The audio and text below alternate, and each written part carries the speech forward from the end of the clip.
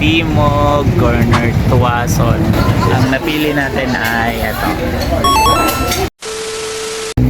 Hi guys, for today's vlog meron napasyal tayo muli dito, matagal-tagal na din.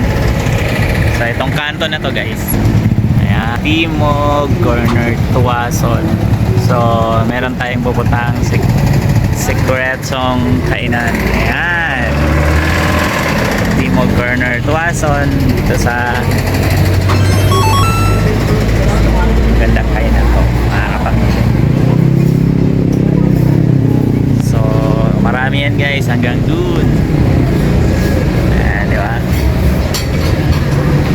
So syempre favorite namin to, ito dito ay mga combo meals yan.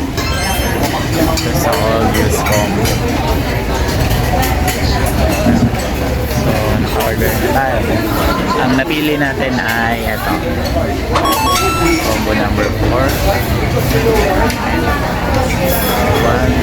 Hello mga Kasoreta Pips, welcome back muli sa ating channel. This is Gerard once again from Team Soreta. For today's vlog, samahan nyo kami mga Kasoreta Pips at itatry natin tong patok na kainan dito sa Timog Corner, Tuason, Quezon City. Ito yung tinatawag na mini dampa dito sa Timog mga Kasoreta Pips. O diba? So puntahan lang natin sila ni Nanay and Lola. So naka-order na nga pala tayo mga Kasoreta Pips. Meron silang iba't ibang combo meal dito. Ang napili natin ay yung combo number 4. O diba? So check natin kung ano yung meron dun sa napili nating menu for today. O diba? Ang daming tao mga Kasoreta Pips. O diba? Dami talagang kumakain dito. So mura na at masarap na yung pagkain nila. O diba? So ayan guys, nandito tayo sa Timog Corner, Tuason. So dito tayo sa mini dampa.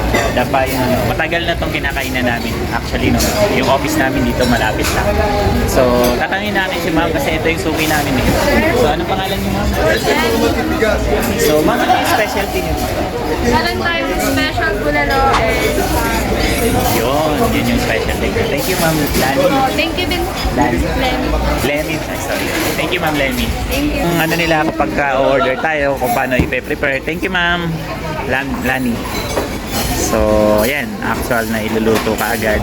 So, ang napili natin kanina is yung number 4, combo number 4. Ayan, yun i-prepare na yan, naka-prepare na yan.